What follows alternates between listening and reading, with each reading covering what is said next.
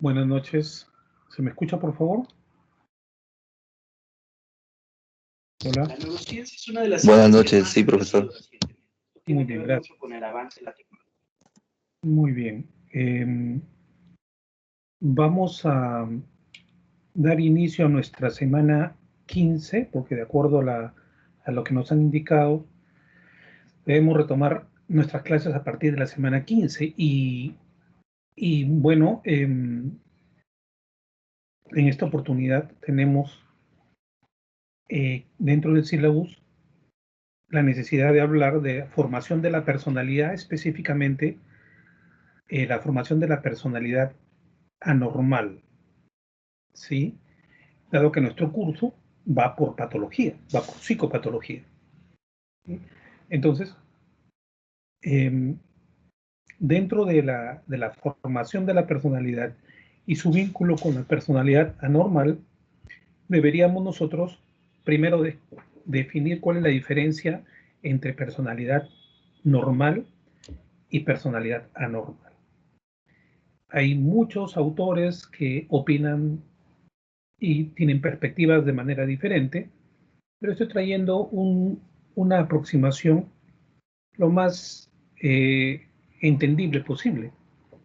Y donde menciona que la normalidad o anormalidad de la personalidad no se pueden considerar como categorías, como visiones diferentes, opuestas, ¿no? O sea, una personalidad normal no sería opuesto a una personalidad normal, no sería lo contrario, sino que debe considerarse a la personalidad como un continuo, ¿no? Un continuo como una línea en la que podríamos decir que por un lado está la personalidad normal y en una secuencia se puede ir un poco distorsionando esa normalidad para ir pasando poco a poco a una personalidad anormal. Y es bueno entenderlo desde ese punto de vista porque si fueran opuestos, una personalidad normal no podría retornar a una personalidad normal, o sea, en gradiente, en grados, a la normalidad, ¿no? Una persona saludable puede ir perdiendo la salud psicológica paulatinamente, ¿no? Pero también la puede ir recobrando. He entendido esto como un continuo, como una continuidad, ¿no? Entonces, esa perspectiva es muy importante para que nosotros podamos tener eh, una idea de una manera general de cómo podemos entender la personalidad normal. Ojo, no estoy hablando acá de, de perspectivas anormales, estamos hablando de una perspectiva humanista. ¿Ya? Afrontar a la persona que tiene padecimientos psicopatológicos como una posibilidad de que pueda retomar o retornar a, a estadios normales, ¿no? Ya no estoy hablando de ciertos cuadros psiquiátricos que ya han caído en deterioro absoluto, ¿no? En deterioro donde ya es imposible que se retome una normalidad ahí, ¿de acuerdo? Entonces, la personalidad saludable va en un continuo perdiendo la salud y en un continuo poder retroceder y recuperar su salud. Esa es la idea. Ok.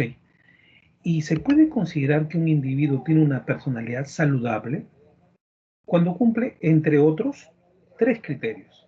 Pueden ser más, pueden ser otros, sí, pero en líneas generales, como para la formación en psicología, deberían tener tres criterios. ¿Ya?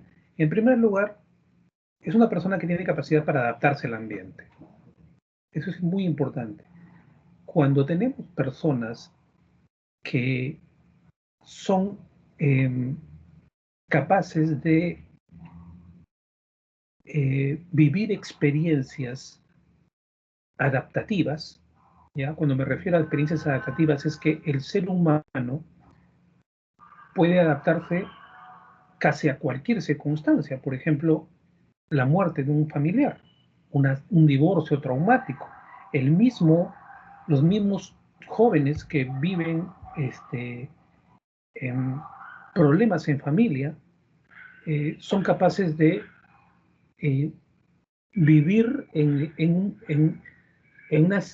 salud psicológica, adaptándose a ciertos estados como para que no les afecte demasiado, ¿no? E incluso hay personas que viven dos tipos de ambientes, en familia, o una situación bastante radical, disfuncional, desadaptativa, y luego salen de ahí, se van a su colegio, se van a su universidad, se van a jugar con los amigos y pueden participar e interactuar de una manera saludable. Entonces, eso es normal, se podría decir. Además, es saludable. Es natural que una persona se pueda adaptar a distintas circunstancias, ¿sí? Aquella persona que se puede decir que es saludable es capaz de adaptarse al ambiente que le tocó vivir, ¿ya? Em, Como punto 2, como criterio segundo, eh, que la percepción que tenga de sí mismo o del ambiente sea constructiva, ¿sí? Constructiva quiere decir positiva, adaptativa y además constructiva, o sea que pueda sacar provecho y además en esa interacción con el ambiente pueda ayudar que el ambiente se desarrolle, ¿no? Una persona que contribuye con el progreso, con el desarrollo de su ambiente y consigo mismo fundamentalmente. Y el tercer criterio es que los patrones de conducta que esta persona evidencia sean patrones saludables, o sea, personas que puedan interactuar de una manera fluida consigo mismo, con las personas y con el medio. ¿De acuerdo? Entonces, patrones de conducta saludable. Eh, ¿Y cuándo podríamos considerar que un individuo o una persona tiene una personalidad anormal y no saludable? Cuando también se pueden considerar que puedan caer en cualquiera de estos tres criterios. El individuo es inflexible y poco adaptativo. Entonces podemos ver personas que son rígidas, son inflexibles, que no se adaptan al medio, que no aceptan otras ideas, otras posturas, tienen una relación conflictiva con el medio y, y por lo tanto esa relación conflictiva en algunos casos le causa daños a la persona misma, pero generalmente al resto también, ¿ya? El segundo criterio para considerar a una persona no saludable psicológicamente es cuando la percepción de uno mismo o del entorno son negativas y frustrantes. Son personas que miran el mundo desde un punto de vista eh, poco constructivo, conflictivo, nuevamente, negativo y, y frustrante, ¿sí? O sea, no obtienen eh, eh, lecciones positivas de lo que les rodea, ¿no? Entonces, y además consigo mismo, ¿no? O sea, tiene una percepción de sí mismo y del mundo que es bastante negativa, ¿no? Y conozco yo a muchos jóvenes así, ¿eh? Que me da mucha pena, porque estamos hablando de jóvenes que no creen, por ejemplo, en el mundo, se aíslan, creen que las personas de por sí son malas, que el mundo es agresivo, que no creen, por ejemplo, he conversado con ellos, no creen en el matrimonio, no quieren tener hijos, ¿no? Yo sé que hay personas que pueden elegir no casarse, no tener pareja, pero lo hacen en una situación saludable, en una situación objetiva, ¿no? Es una elección finalmente. Pero cuando lo haces, ¿por qué?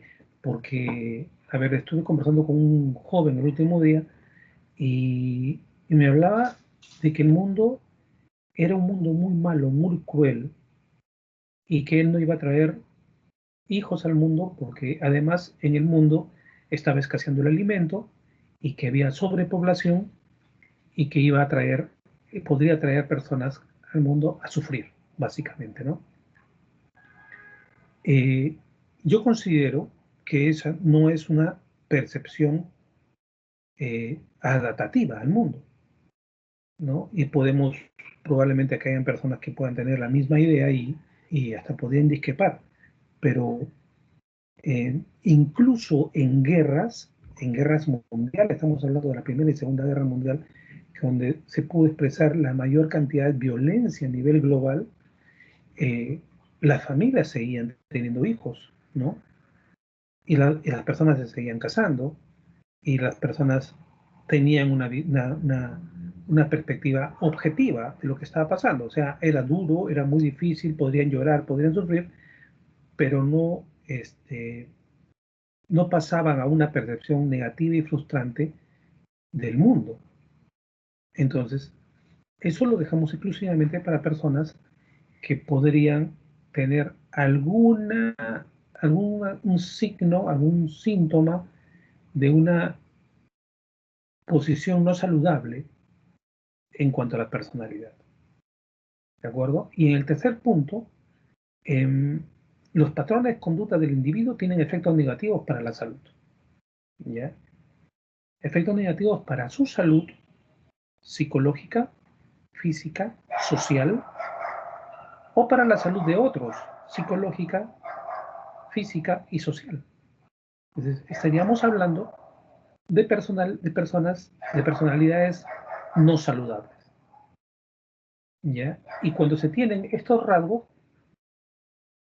podríamos decir que son propios de los llamados trastornos de personalidad. ¿De acuerdo? Si tienen alguna pregunta, con todo gusto, en algún momento me pueden interrumpir y podríamos abundar en alguno de estos temas.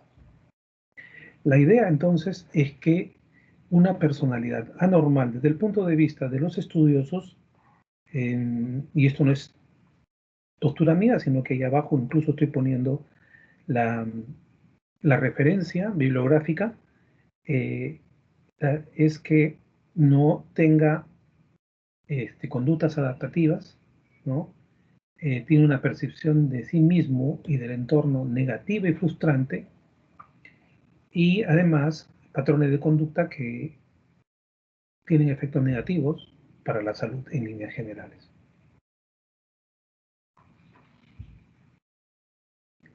Y bueno, la idea es, nosotros como psicólogos, perdón, eh, vamos a tener gradientes. Cuando hablo de gradientes me estoy refiriendo a grados, gradientes de trastornos de personalidad.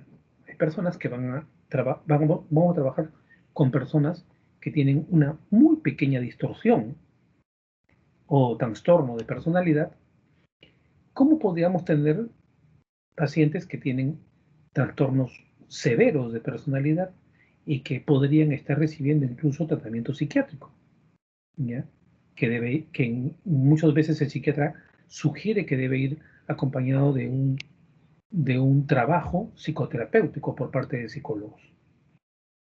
Y nosotros en cualquiera de esos rangos, entre pequeños trastornos en niveles muy bajos, pero que a las personas sensibles les llama la atención y buscan ayuda, como trastornos ya que lindan con lo psiquiátrico. En esos dos estados hay una gama y hay grados de trastorno de la personalidad. En algunos casos, en psicopatología se habla de trastornos leves, moderados y graves, ¿no? En las distintos tipos de trastornos que hay, ¿no? ¿Y cómo medirlos? Bueno,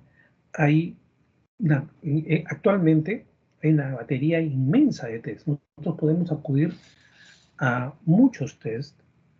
A veces hay organizaciones que tienen, organizaciones de salud mental que tienen su propia batería, ¿ya? Hay profesionales que han construido su propia batería de test, ¿ya? Y otros que tienen una batería ya, ya estandarizada, ya aprobada por la institución. Entonces, hay, felizmente, que tenemos a la mano mucha psicometría, ¿no? Pero dentro de toda esa psicometría existe un grupo de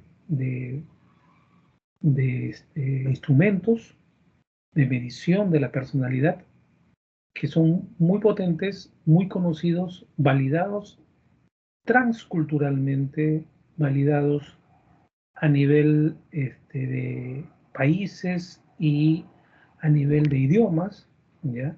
Y cuando hablo de transcultural, quiere decir de que pueden ser aplicados a culturas incluso totalmente diferentes, porque han sido construidos de una manera rigurosamente científica, construidos como para que puedan ser entendidos por la especie humana en líneas generales, ¿no? Hay test que se pueden aplicar en cualquier parte del mundo. Se pueden aplicar en la China, en la India, en África, en Europa, en Norteamérica y en Sudamérica. Y esos test ya están súper estudiados, ¿de acuerdo? Por ejemplo, tenemos algunos para medir personalidad normal, ¿no? Y, y, y también en algunos de ellos personalidad anormal, ¿eh? Pero en personalidad normal podremos hablar del Eysenck, ¿ya? El test de Eysenck, llamado también EPQ, ¿no? Eysenck Personality Questionnaire, es para niños y adolescentes, ¿ya? Y el EPQ-A es para adultos. Habla de 9 dimensiones básicas de personalidad. Y entre ellas estamos hablando de extroversión, neuroticismo y psicoticismo. El Eysenck, la teoría de personalidad de Eysenck, recuerden que todo gran test se basa en un modelo de personalidad, ¿ya?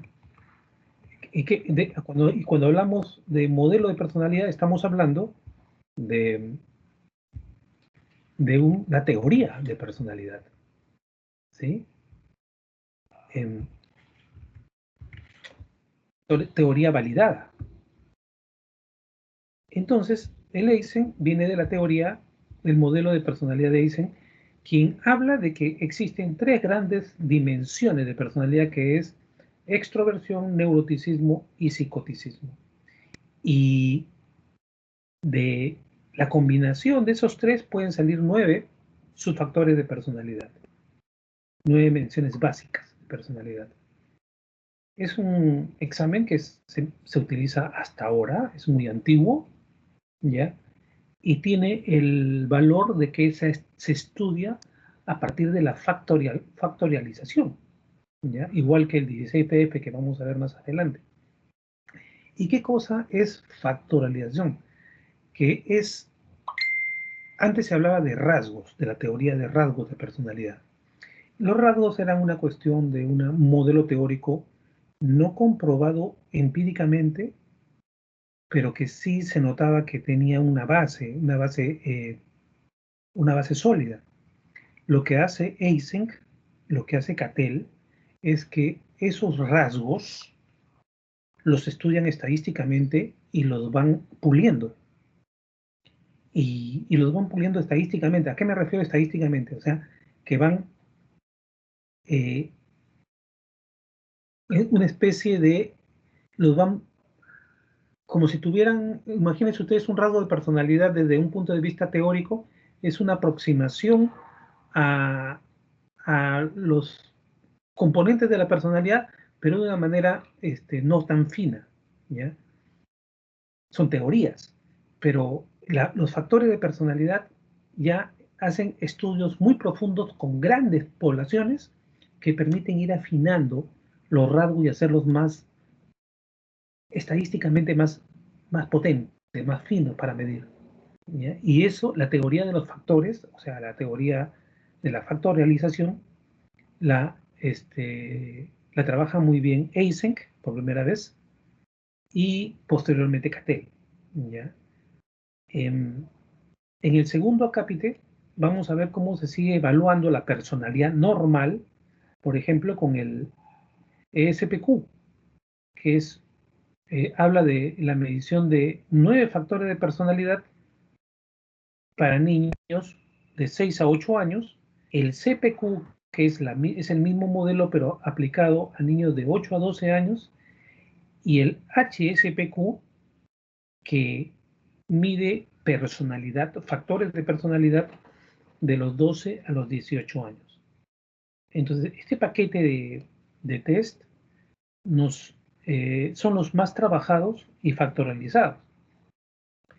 Pero, por ejemplo, el 16PF, que ustedes deben haberlo escuchado ya bastante, que es los 16 factores de personalidad de Cattell, ¿ya? 16 Personality Factors, ¿ya? Es probablemente, que está en su versión 5 hoy día, ¿no? 16PF-5 es probablemente el test de personalidad más utilizado en el mundo para personas que tienen 16 años en adelante, ¿ya? Y pues lógicamente se llama 16 porque después de muchos estudios, muchos recortes, mucho trabajo matemático, ¿ya? Se redujo a 16 factores el modelo de personalidad de Cattell, ¿no? Y a ver, vamos a ver si les puedo conectar acá.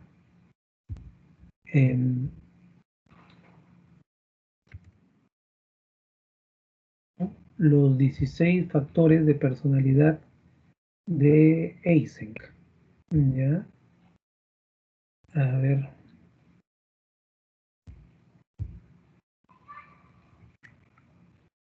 Un segundo.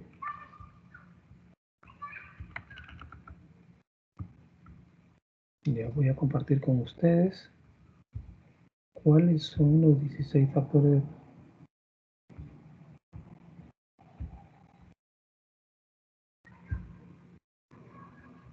Muy bien, ya deben estar viendo acá. ¿Ven el pantallazo, por favor? ¿Alguien me puede dar un feedback si es que se ve? Sí, se ve, maestro. Ya, muy bien, Profesor, gracias. buenas noches, sí se ve. Ya, perfecto. Miren, ve mi cursor también, ¿no? Acá tenemos los factores, ¿ya? Por ejemplo, factores son los rasgos, pero ya trabajados,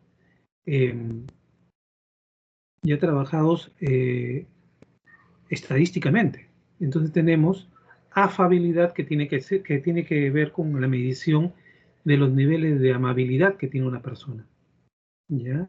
Razonamiento, ¿ya?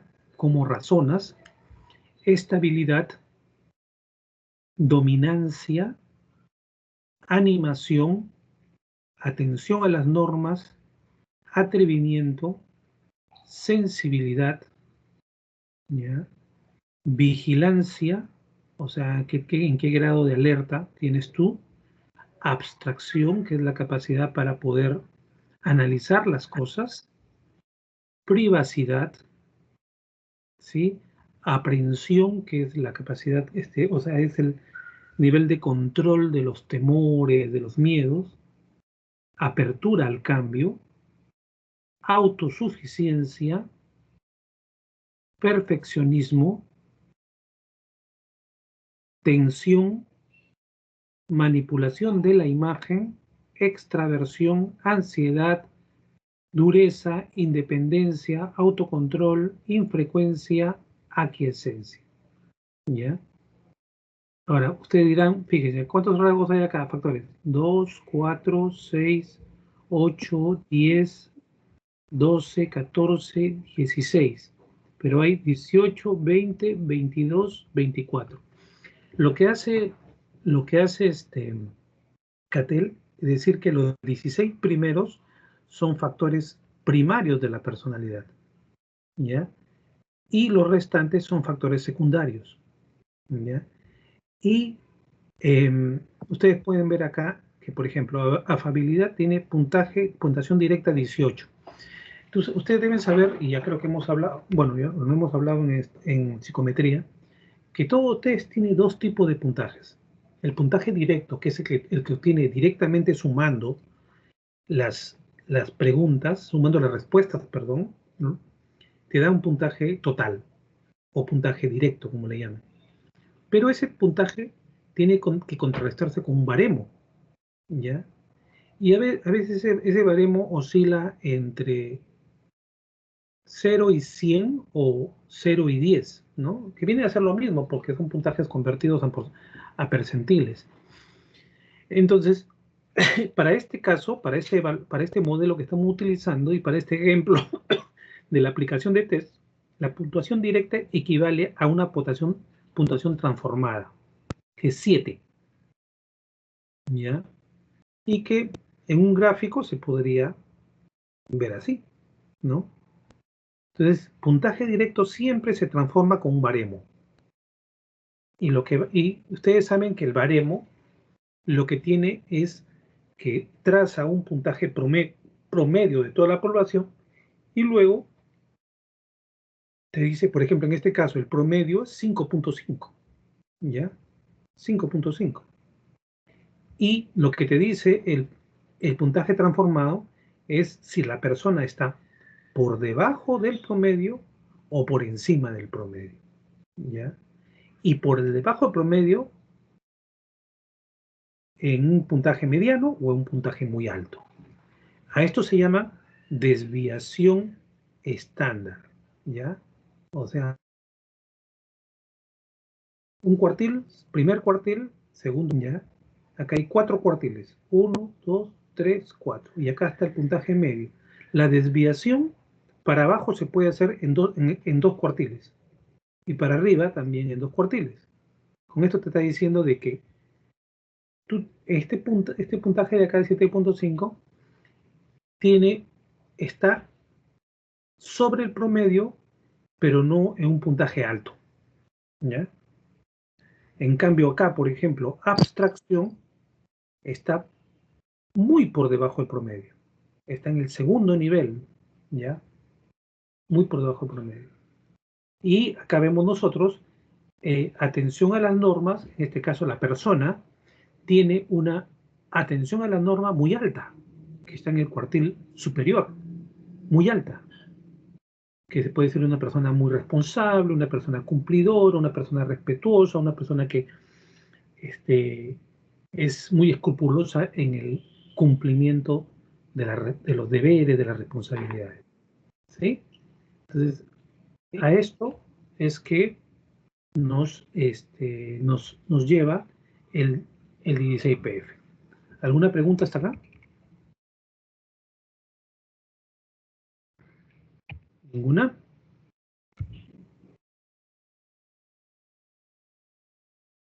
¿Me estarán escuchando para empezar? Tampoco me escuchan, creo.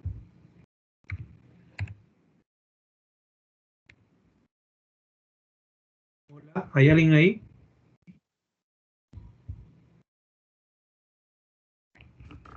Buenas noches, estamos presentes. Ah, están presentes, ya.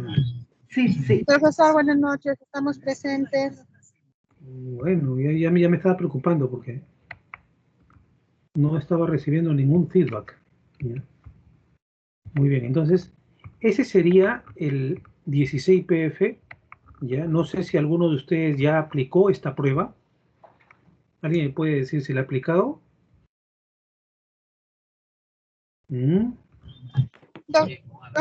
Doctor, Sí. disculpe, profesor, creo que es el test de personalidad, por favor, disculpe que estoy saliendo recién del trabajo y estoy en el celular. Ya, sí. Es el test de personalidad de Cattell, ¿verdad? Así es, de Cattell. Profesor, yo he leído mis textos y de acuerdo a los decatipos, o sea, menos de 4 se veían lo que es anormal. Y los mayores de 8 también, ¿verdad? Porque yo hice mi trabajo con el test de Cattell, doctor. Ya, perfecto. Y no Sí, sé si estará bien, es lo que he entendido nada más de acuerdo a leyendo varios textos, he podido resolver acerca de mi paciente evaluado. ya, sí, dependiendo del baremo que has utilizado, puede enfocarse desde un punto de vista 4.5, 5 a 5, 5.5, ¿no? Eso tiene que ver mucho con la población sobre la que nos basamos, ¿no? Sobre el manual del test, ¿no? Pero en realidad entre 4 y 5.5 es el puntaje promedio. Y encima o debajo, te está hablando de personalidad normal, o un factor normal o rasgo, o un rasgo o factor anormal de la personalidad. ¿De acuerdo? Muy bien, entonces... Profesor, o sea, eso quiere decir que hasta el 5.5 es lo normal. Se podría... ¿Ya? Podría decir Y que sí. pasado los 5.5, ¿hasta cuánto estaríamos considerando el normal, profesor? O sea, a ver, normal superior y normal, o sea, algunos le llaman normal superior y el otro es, perdón, superior al promedio y normal superior, ¿no? Dependiendo del estado. Pero en realidad lo que te dice es finalmente si, por ejemplo, acá está, vamos a ver, acá, ¿no? Las personas normales están entre 5.5 y en este caso y 7.5, ¿no? Hay personas bien adaptadas.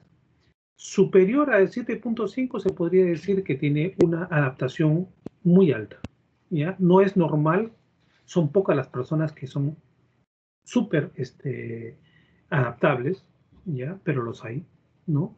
Los hay.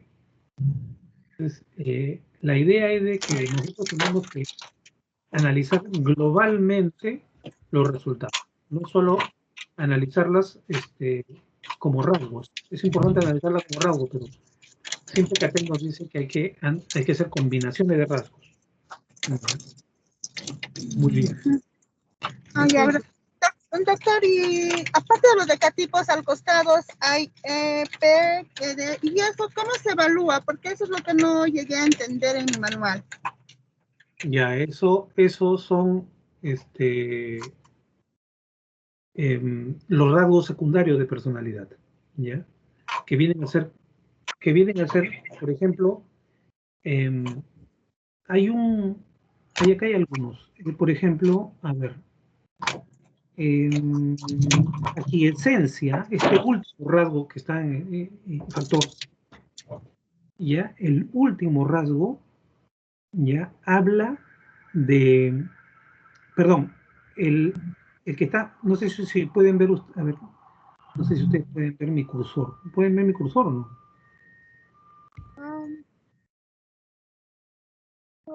No lo veo, profesor. A ver, ya, un segundo.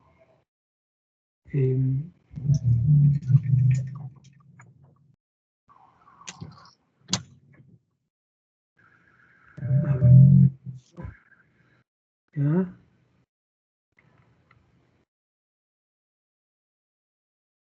Ya. ¿Pueden ver esta raya que he hecho acá? He hecho una raya azul. ¿Se puede ver o no? No, docente. No, ¿No? no se ve, No lo profesor. puedo visualizar, profesor. Qué raro.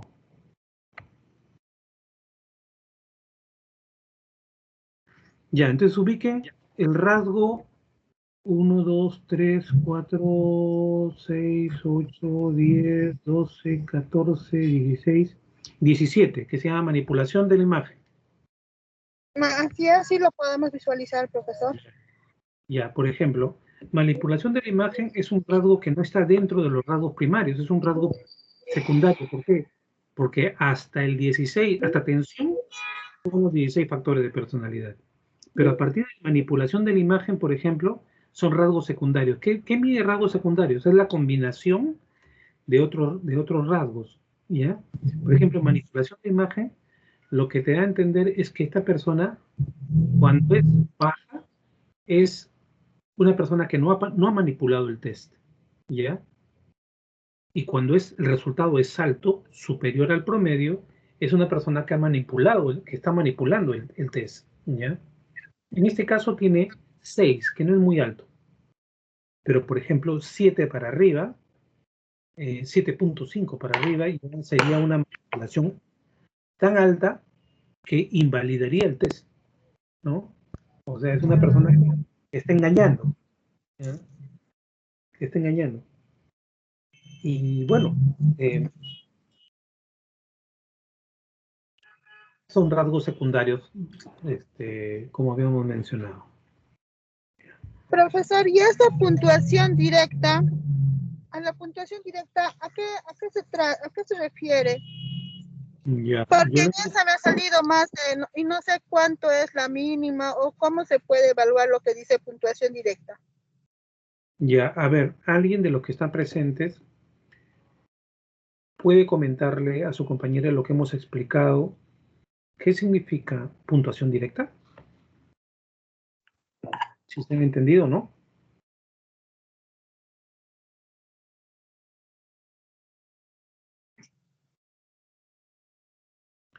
A ver, para empezar, a ver, ¿alguien recuerda qué cosa es una puntuación directa?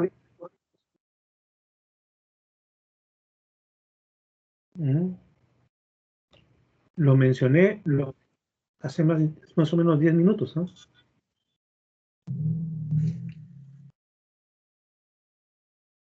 Uy. Profesor, ¿sería la puntuación que se obtiene directamente al calificar el test, y la puntuación transformada es la que se obtiene ya mediante las interpretaciones que nos brinda los parámetros, digamos, ¿no? del mismo análisis o del mismo test? Ya, sí, efectivamente.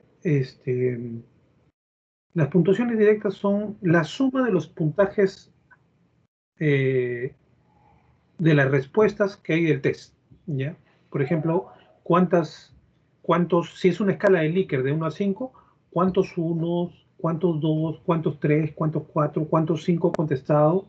Y si eso lo sumas, en algunos lados lo sumas, ¿cuál es el puntaje directo? ¿Ya? Puntaje directo es la suma de todos los puntajes que ha dado el evaluado. Pero ese puntaje se lleva a un baremo, ¿no? ¿De dónde sale el baremo? El baremo sale de la adaptación de ese test a una población, en este caso, a una población nacional, peruana, ¿ya? Porque si nosotros traemos el test directamente de la traducción española, o sea, los baremos van a ser baremos españoles, ¿no? ¿Y qué significa baremos españoles? Significa puntajes que responden a las respuestas de una población extraña a la nuestra, que podemos hablar. En común tenemos que hablamos español, pero ustedes saben que los españoles tienen otra forma de ver el mundo, ¿no? Por ejemplo, son más liberales, tienen otras experiencias de vida, ¿ok? Por ser Europa y todas esas cosas. Entonces, eso hace que tengan respuestas especiales que responden a su cultura. La cultura peruana es una cultura diferente, somos más regionalistas, somos más orientados a la familia, somos más afectuosos, entendemos las cosas de una manera diferente, y eso se va a ver reflejado en las respuestas de nuestra población. Entonces nosotros tenemos que compararnos con nuestra cultura, no con otra cultura. Entonces, cuando el 16PF lo aplicamos, por ejemplo, a 12.000 peruanos, por ejemplo, de distintas regiones del Perú, del norte, del sur, de la costa, sierra, selva, de Lima, de todo lado, entonces podríamos decir que se puede construir un baremo de la realidad peruana. Y se podría aplicar a cualquier región del Perú, y va a haber ciertas variaciones, ¿ya? Entonces, como dice su compañera, el punto medio ya no sería 5.5 como en este caso. De repente es 4, como dice su compañera, es 4. ¿Por qué? ¿Por qué 4, profesor? Porque hay que ver el baremo de dónde es, ¿ya? Si es un baremo español, es un baremo norteamericano, es un baremo peruano, o de repente es colombiano, chileno. Entonces, las poblaciones diferentes van a generar baremos totalmente diferentes, ¿ya? Y nosotros tenemos que comparar el puntaje de un test de una persona con el promedio de las respuestas del peruano, o sea, del baremo peruano. Y al compararlo, al cruzarlo, van a salir otro número, ¿ya? Y ese número es la puntuación transformada. Y nosotros hacemos la interpretación no sobre los puntajes directos, sino sobre la puntuación transformada, ¿ya? Que responde a realidades culturales propias, ¿ya? ¿Se entendió? Muy bien. Entonces, sigamos hablando de test, ¿no? Entonces, habíamos hablado en el segundo punto, decía el ESPQ, el CPQ, el HSPQ, que son evaluaciones son cuestionarios o test de evaluación de la personalidad para distintas edades, de 6 a 8, de 8 a 12 y de 12 a 18. El ICPF ya es para mayores, ¿ya? Y acá están, pues, como dice, 16 factores o rasgos de personalidad de primer orden y segundo orden, ¿no? Los de primer orden son los 16 factores. Y luego, Cattell combina algunos factores y salen otros factores que son muy importantes, ¿no? Y por eso es que hemos visto que hay más de 16 en el ejemplo que hemos puesto. Y por otro lado tenemos el test de personalidad, el llamado NEO. NEO es uno de los últimos test, creo que, no sé si lo he mencionado ya, es uno de los últimos test de personalidad normal, uno de los más modernos, ¿ya? Más modernos en el sentido de que ha sido creado más o menos por 1990, ¿ya? Cattell y Eysen están en los 60, pero se ha ido revisando, ¿no? ¿Cuál es el modelo de personalidad que está detrás del NEO? El NEO está basado en el último modelo de personalidad que habla de los 5 grandes, se llama en los 5 grandes factores. O sea, de los 16 factores de personalidad se han comprimido estadísticamente y se ha logrado reducir a 5 grandes factores de personalidad, ¿ya? Y como ven abajo, ¿cuáles son los 5 factores? Neuroticismo, extraversión, apertura, amabilidad y responsabilidad. O sea, según este modelo, este último modelo de la personalidad, que es muy potente y también muy estudiado y validado, se puede dividir la personalidad en 5 grandes factores, ¿ya? Y se puede medir esos 5 grandes factores. Y existen varios test, pero el más conocido es el NEO. ¿Por qué se llama NEO? Por neuroticismo, por extraversión y por la O, que es la O de apertura, ¿ya? No, que le han cambiado, le han puesto O, NEO, ¿ya? Y el NEO revisado, ¿no? O es open de inglés, será, profesor. Pero tiene razón, es posible que sea open, ¿no? Sí, es lo más probable. Sí, pues lo que pasa es de que en el manual del test se dice que se puso O porque ya había A en amabilidad, que es el siguiente, ¿entiende?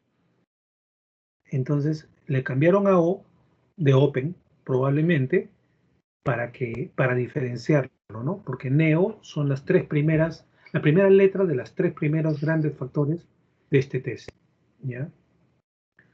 Entonces, yo hice mi tesis de maestría con este instrumento y me salió muy bien. Es un muy buen eh, instrumento que incluso puede detectar rasgos anormales de personalidad siendo construido solamente para rasgos normales de personalidad. ¿De acuerdo? Muy bien, estamos a la mitad de las diapositivas y también a la mitad del tiempo. Así que vamos a tomarnos 10 minutos de break para tomar un vaso con agua, ir a los servicios higiénicos, todo, y reanudamos exactamente a las 8 en punto. ¿De acuerdo? Eso sería todo por ahora. Entonces nos damos un break. De acuerdo, maestro. Muy bien.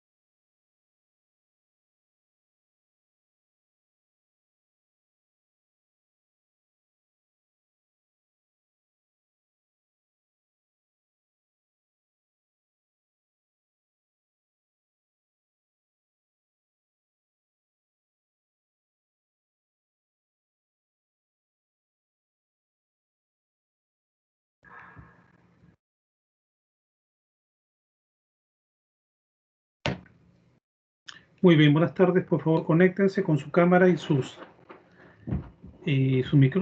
micrófono aún no, solamente cuando tiene de intervenir.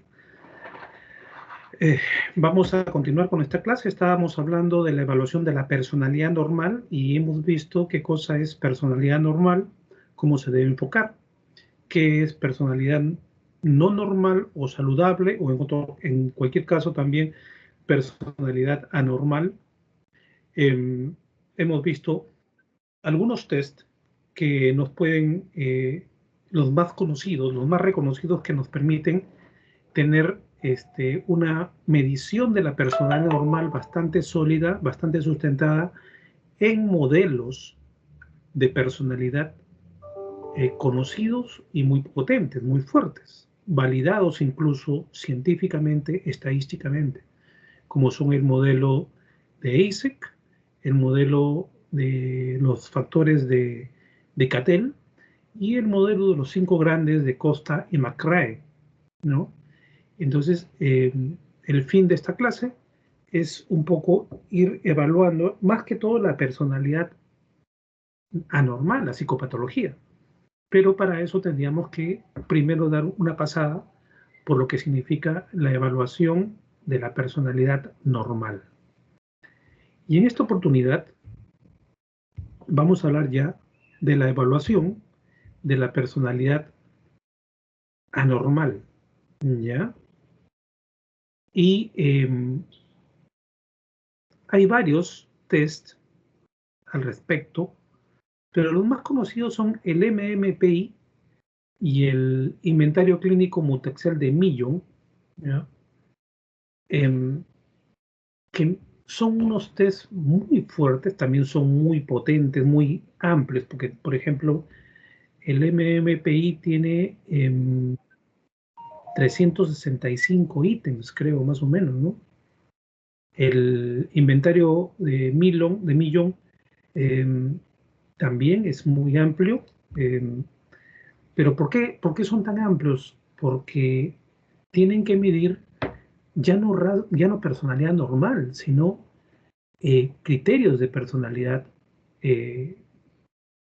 patológica, ¿no? Y esos criterios son muy finos y hay que elegir ítems que, sumados a otros ítems, nos den un cuadro, por ejemplo, ¿no? Nos den un cuadro. Entonces, es muy amplio porque, bueno, los cuadros son muy diferentes. Por ejemplo, cómo medir depresión, cómo medir personalidad esquizoide, cómo medir personalidad paranoide, personalidad histriónica, patologías psiquiátricas, ¿no? Estamos hablando de personalidad para trastornos paranoides, esquizoides, que son tendencias hacia esos trastornos, esas patologías, pero que no, o sea, no sacan a la persona de la realidad, ¿ya? Y eso se debe reflejar en ítems muy finos, ítems que deben ser validados permanentemente, o sea, en distintas poblaciones. O sea, ¿cómo pregunto, por ejemplo, si una persona tiene alucinaciones, ¿no? Y cómo la diferencio de las ilusiones. Y hemos visto nosotros que hay una diferencia entre ilusiones y alucinaciones. ¿Y cómo pregunto yo, por ejemplo, para saber diferenciar entre alucinaciones visuales o alucinaciones auditivas o alucinaciones de pensamiento, ¿no? Entonces, todas esas características que constituyen cuadros psicopatológicos tienen que estar muy bien diferenciados en cada ítem. Entonces, la construcción de estos test es una construcción que ha demorado mucho tiempo y durante mucho tiempo también ha sido validada en diversos países, lenguas, géneros, épocas y culturas, y han llegado poco a poco a afinarse de tal manera que hoy día constituyen instrumentos de medición de personalidad de psicopatología en cualquier circunstancia, ¿ya? Entonces, por ejemplo, el MMPI. ¿Qué es el MMPI? Es el inventario multifásico de la personalidad de Minnesota, ¿ya? El inventario multifásico de la personalidad de Minnesota, probablemente el test de personalidad más empleado. Evalúa tendencias anormales de la personalidad, ¿ya? Voy a compartir con ustedes algo sobre el inventario multifásico de personalidad.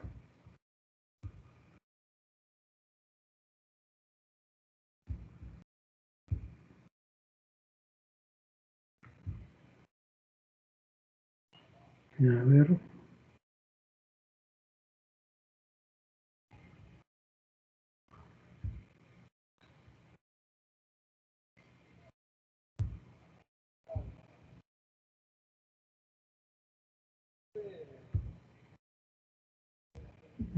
Ok. Vamos a poner por acá.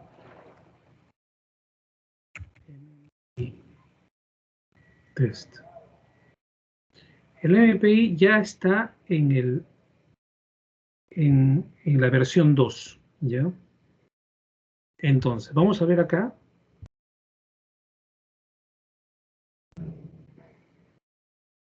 Y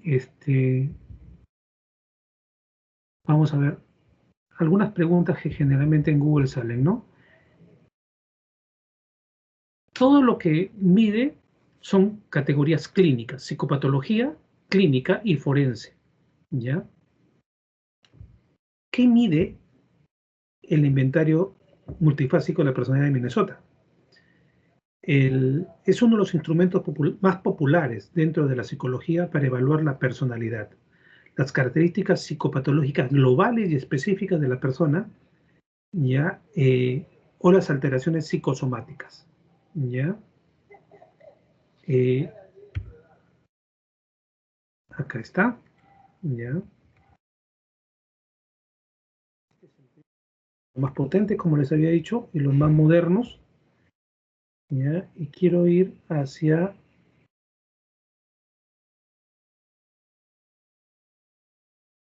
Dice que posibilita la creación de un perfil psicológico muy completo, ¿ya? Consta de 370 ítems, o sea, la versión B, la versión 2, tiene 370 ítems. Ya se imaginan ustedes que es muy agotador, o sea, si llenar 50 ítems es agotador, imagínense 370, ¿no? Y estos se dividen en escalas de validez y escalas clínicas, ¿ya?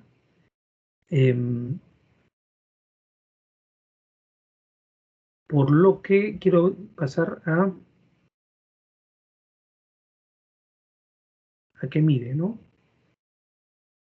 Dice, el MPI-2 posee una serie de características distintivas que lo convierten en la prueba más utilizada a la hora de elaborar un perfil psicológico de personalidad. Estas características se dan tanto a nivel de administración como de objetivos y de fiabilidad. Es un test muy fiable, ¿ya? Identifica características psicopatológicas o rasgos de personalidad anómalos, ¿ya? Entonces, cuando ustedes quieran evaluar en un contexto clínico, lo que tienen que hacer es utilizar el MMPI, ¿ya?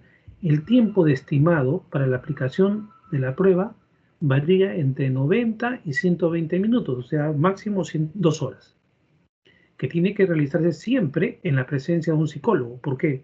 Porque generalmente esto lo aplicamos a personas que tienen ciertas distorsiones en la personalidad y tenemos que ver cómo reacciona a la prueba. No lo podemos dejar, ni tampoco lo podemos tomar, enviar por correo, ni como se está haciendo ahora, ¿no? Es preferible que se tome, que se aplique delante del psicólogo, ¿ya? Debido a la complicación de la prueba, es necesario que el evaluador haya leído el material antes de utilizarlo, ¿ya? Por ejemplo, dice, a continuación, se le otorgará el material necesario a la persona evaluada y se le explicará en qué consiste la prueba. A lo largo de esta, el evaluador puede contestar las dudas que le surjan al evaluado, puesto que el MMPI-2 presenta mayor validez si éste responde a todos los ítems, o sea, si la persona responde a todos los ítems. ¿Ya? La puntuación. Tras finalizar la prueba, se pasará a la etapa de corrección en la cual el evaluador otorgará un punto por cada respuesta afirmativa o verdadera del paciente y 0 puntos en las casillas marcadas como falsas. Esto quiere decir que el puntaje en una de las escalas clínicas, el puntaje directo va a ser la cantidad de respuestas afirmativas que haya marcado o verdaderas, ¿no? Al final se suman todos los puntos para obtener la puntuación bruta. En este caso ya no se llama puntuación directa, sino se llama puntuación bruta también, de la escala, a raíz de la cual se obtendrá la puntuación T. Puntuación T se llama a la puntuación transformada, ¿ya? Que nos permitirá interpretar los resultados de la prueba. ¿Ok? ¿Cuáles son las escalas? ¿Ya? 567 ítems dispuestos en diferentes escalas. ¿Ya? ¿Cuáles son las escalas? Hipocondria, depresión, histeria, desviación psicopática, paranoia, psicastenia, esquizofrenia, hipomanía, introversión social, masculinidad, feminidad. ¿Ya? ¿Qué es hipocondria? ¿Alguien tiene una respuesta a lo que significa hipocondria, por favor? ¿Alguien tiene una idea? ¿Le han enseñado en algún momento de su formación? ¿Nadie? Es cuando a algunas personas se les denomina hipocondríacos cuando sienten algunos síntomas de repente que no existen, o de repente ellos lo exageran, ¿no? Algo así. Exacto. Son personas que creen que tienen diversas enfermedades, ¿ya? Por ejemplo, tienen una pequeña problema de respiración, uy, ya tengo asma, o me estaba a dar un ataque cardíaco, y se comienzan a preocupar y entran en ansiedad, y al rato dicen, de repente ya no tengo asma, tengo me han envenenado, y comienzan a tener una serie de síntomas. Recuerden ustedes que el síntoma es lo que siente la persona, pero no es un signo. El signo es lo que el profesional determina finalmente, ¿no? Depresión, ya todos sabemos que es depresión. Histeria también sabemos que es personalidades exageradas, ¿no? Desviación psicopática es algo así como una personalidad que tiende a la psicopatía, ¿ya? No es una psicopatía total, pero tiende a la psicopatía, ¿no? Son, por ejemplo, aquellas personas que tienden a romper normas, que tienen mucho amor o mucha inclinación hacia las cosas que no son socialmente aceptadas, ¿no? Desviación psicopática, por ejemplo, un alto nivel de desviación psicopática lo tendría un delincuente, por ejemplo, ¿no? Paranoia, ya saben ustedes. Psicastenia es un poco de abandono, de persona que no tiende a nada, no le gusta hacer nada. La esquizofrenia ya lo sabemos. Hipomanía es otra persona, es un bajo nivel de... La hipomanía es lo opuesto a la hiperactividad, ¿no? Es casi como una depresión. La depresión es un abandono total, pero con ideas negativas. La hipomanía es sencillamente una persona que deja de hacer cosas. El hipo es bajo, ¿ya? Todos sabemos que es introversión social, y también mide masculinidad y feminidad, ¿no? También hay aparte las escalas de validez, que es la escala L o de mentira, la escala F o incoherencia, y la escala K de corrección o defensa, ¿sí? Hay otras escalas adicionales, como por ejemplo también te mide ansiedad, miedos, obsesividad, depresión, preocupación por la salud, pensamiento extravagante, hostilidad, cinismo, conductas antisociales, comportamiento tipo A, ¿ya? Ustedes deben saber que hay comportamiento tipo A, tipo B y tipo C. Comportamiento A es el comportamiento acelerado de las personas, o sea, estresado, ansioso. El comportamiento tipo B es el comportamiento de una persona más serena, más calmada. Y el tipo C es aquel que tiene de ambos, ¿no? Baja autoestima, malestar social, problemas laborales, interferencia laboral, indicadores negativos de tratamiento que muestran si el paciente necesita hospitalización o no. Por todo esto, es una escala muy completa, ¿ya? Muy completa. Y, por ejemplo, ¿cómo se interpretan las puntuaciones? Según la puntuación T, o sea, transformada obtenida por el paciente, o sea, cuando se trabajó el puntaje directo a los baremos, se puede interpretar las escalas en base a la siguiente clasificación. Menor de 40, ¿ya?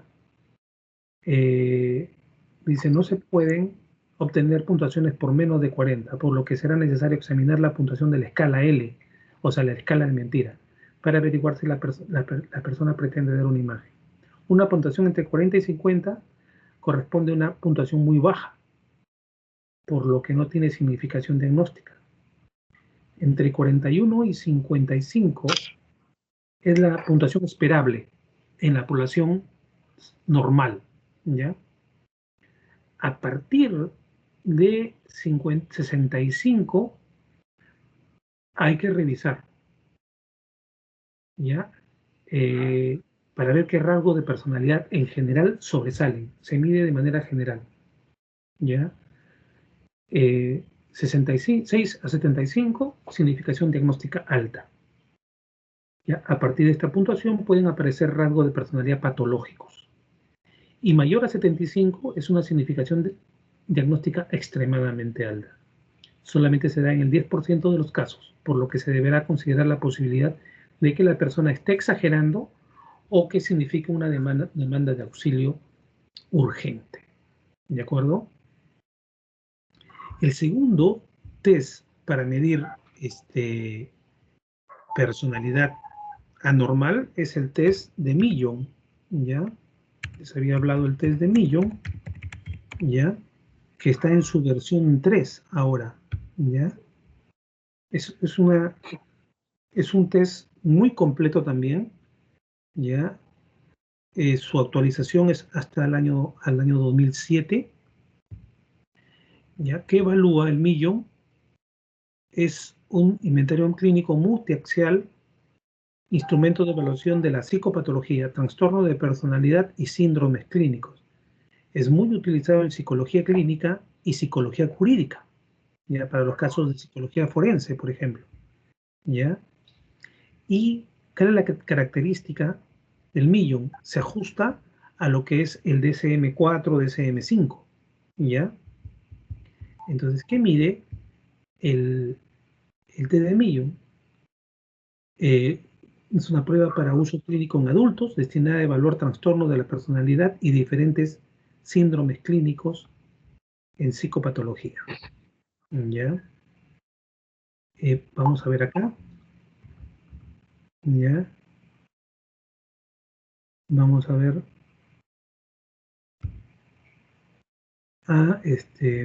el manual. ¿Ya? A ver, jala a otros.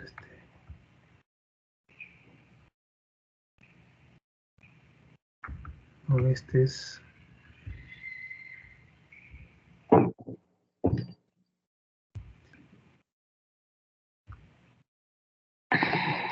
Esto tiene el fin, esta clase tiene el fin de que ustedes se vayan capacitando.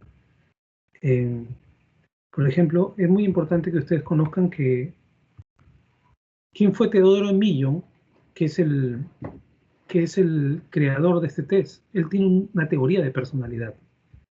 Teodoro Millon, el autor del inventario clínico multiaxial, fue un psicólogo estadounidense estadounidense, pionero en la investigación sobre la personalidad. Además, también es autor de más de 30 libros y de 200 artículos. Fue el primero en utilizar las medias ponderadas, ¿ya? Medias ponderadas son los puntajes medios, pero ajustados a poblaciones psicológicas, que establecían que no todos los factores influían por igual en las puntuaciones totales. ¿Ya? Por otro lado, la construcción de sus pruebas la realizaba a través de la combinación de criterios racionales, empíricos y factoriales. O sea, es un poco más amplia, pero ya se salía un poquito de la estadística. Eso está bien también. ¿Por qué? Porque la estadística no lo dice todo, ¿ya? Hay varias versiones.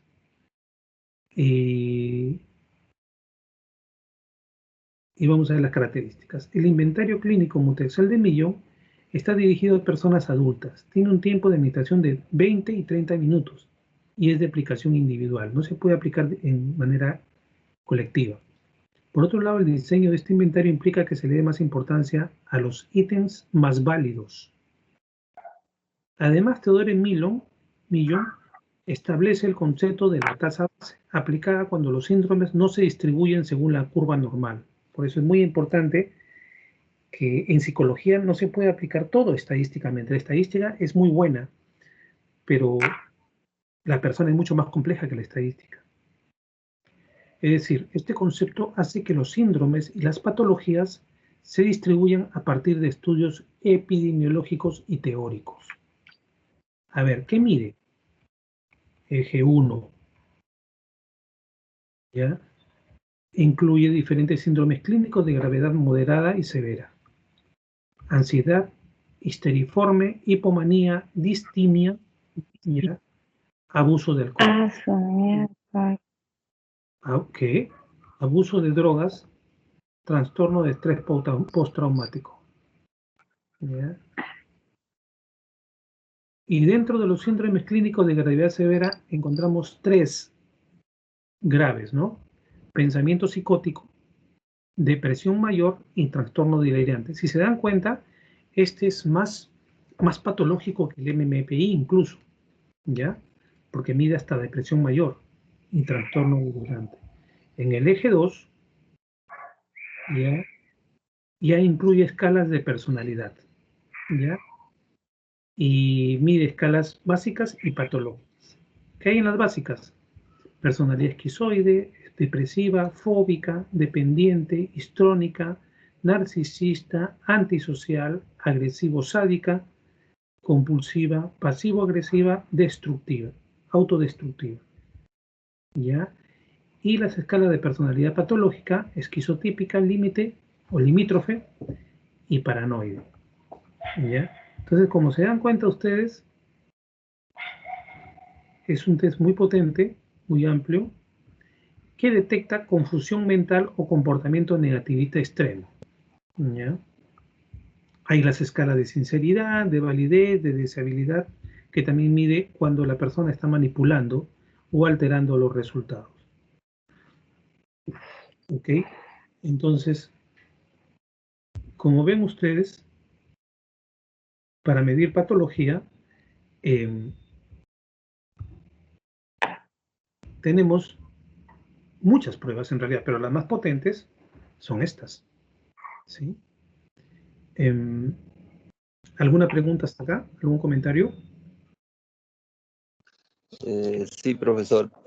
Si digamos, se comenzaría a evaluar a una persona con los primeros test que se ha mencionado como Eysen o de Cattell, los resultados de estas nos indicarían que tendríamos que realizar estos test que son más potentes, o bajo qué criterios se podría decidir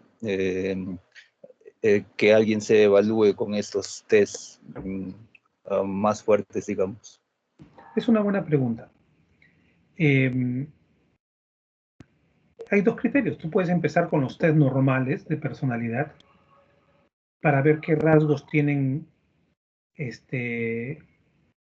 establecidos, adaptativos, y cuáles se salen del promedio, y posteriormente tomar las pruebas de personalidad, de psicopatología, ¿no? Como son los dos que hemos demostrado.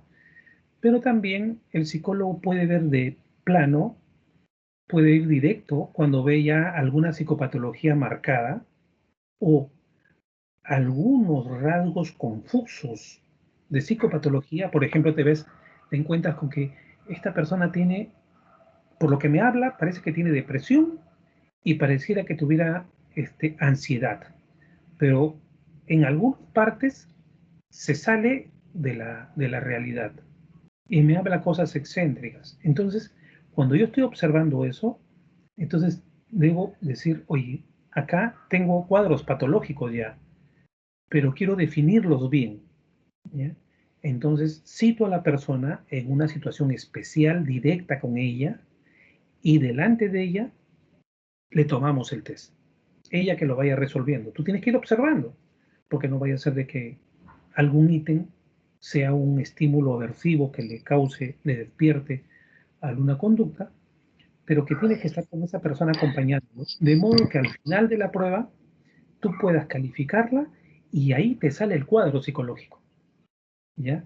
Te dice a altos niveles en personalidad, tipo, en escala de ansiedad, de depresión, pero también te puede salir, si aplicas Millon, te podría salir de repente ya un cuadro psicótico, ¿no? O un cuadro esquizofrénico, o una personalidad limítrofe, ¿no? Lo que te permiten estas pruebas es que te ubican rápidamente en los cuadros, ¿ya? De acuerdo a la respuesta de la persona.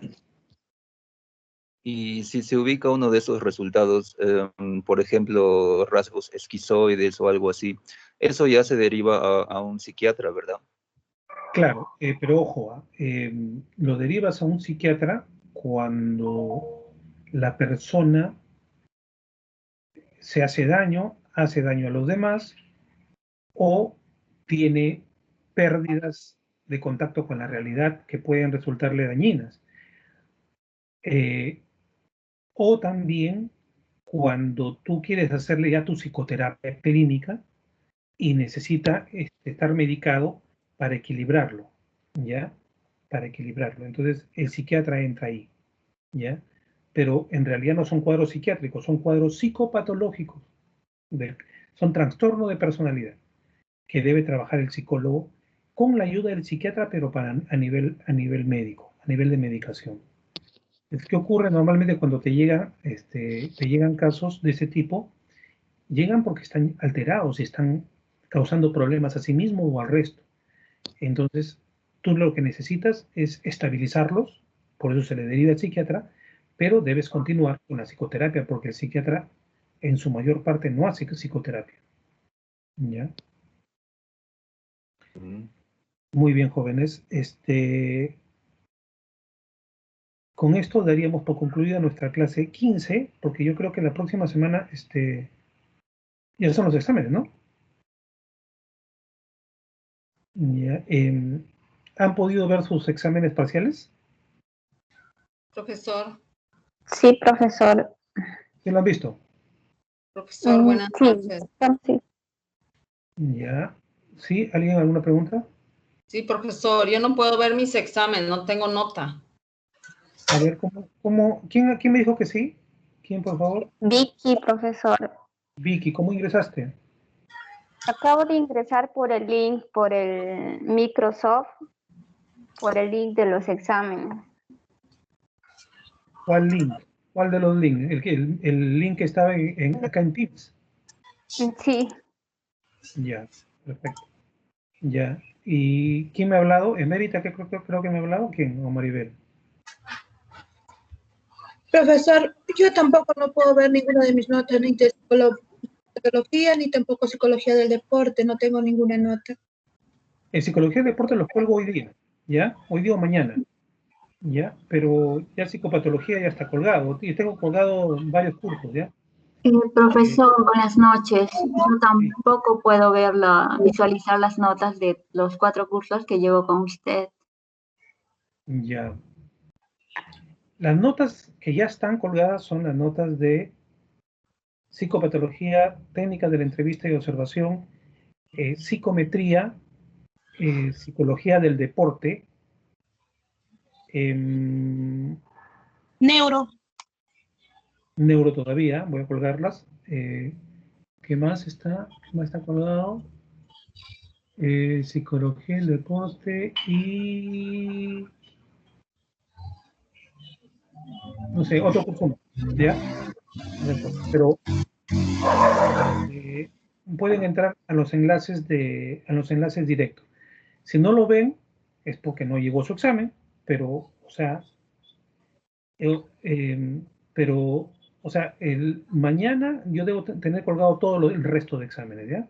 Pero de los que le he mencionado, ya están colgadas, ¿ya?